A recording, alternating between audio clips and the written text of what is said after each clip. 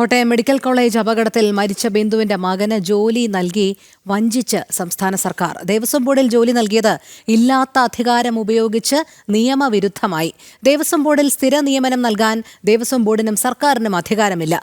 ബിന്ദു ബോർഡിൽ ജോലി ചെയ്തിട്ടില്ലാത്തതിനാൽ ആശ്രിത നിയമനം നൽകിയാലും നിയമക്കുരുക്കാകും. ആശ്രിത നിയമന റാങ്ക് ലിസ്റ്റിലുള്ളവരെ അവഗണിച്ചെന്നും പരാതി. ജനം ബ്രേക്കിംഗ്. കോട്ടയം മെഡിക്കൽ കോളേജിൽ ആശുപത്രി കെട്ടിടം തകർന്നു മരിച്ച ബിന്ദുവിന്റെ മകൻ നവനീത് ഒക്ടോബർ 3 തിരുവിതാംകൂർ ദേവസ്വം ബോർഡിലെ മരാമത്ത് വിഭാഗത്തിൽ 3rd ഗ്രേഡ് ഓവർസിയറായി ജോലിക്ക് കയറുന്നത്.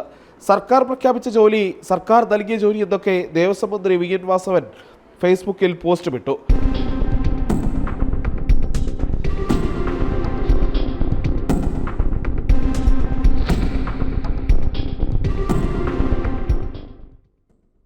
ആരോഗ്യവകുപ്പിന്റെ കെടുകാര്യസ്ഥത മൂലമാണ് ബിന്ദു മരിച്ചത്. പക്ഷേ ജോലി നൽകിയത് സർക്കാരുമായി യാതൊരു ബന്ധവുമില്ലാത്ത ദേവസ്വം ബോർഡിനും, അതും നിയമവിരുദ്ധമായി. 2015 നിയമ ഭേദഗതിയോടെ ദേവസ്വം ബോർഡിൽ സ്ഥിരനിയമനം നൽകാനുള്ള അധികാരം ദേവസ്വം ബോർഡിന് നഷ്ടമായിരുന്നു.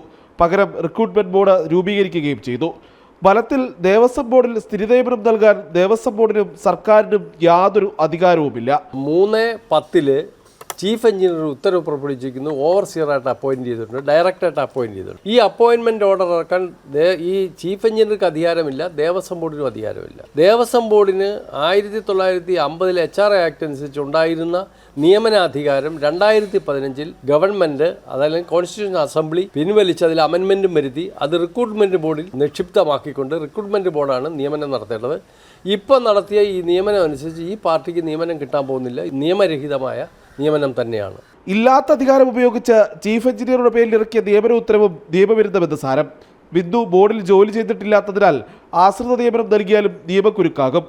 ആശ്രിത നിയമനത്തിലുള്ള സീനിയോറിറ്റി റാങ്ക് ലിസ്റ്റിലുള്ളവരെ അവഗണിച്ചാണ് നിയമവിരുദ്ധമായി ജോലി നൽകിയതെന്നും വരും. സീനിയോറിറ്റി ലിസ്റ്റിലുള്ളവർ ബിന്ദുവിന്റെ മകന് ജോലി നൽകിയത് കോടതിയിൽ ചോദ്യം ചെയ്താൽ നിയമനം റദ്ദാക്കാനാണ് സാധ്യത. തിരുവിതാംകൂർ ദേവസ്വം ബോർഡിൽ തന്നെ ഡൈൻ RS സ്കീമുണ്ട്, നിലവിലുണ്ട്.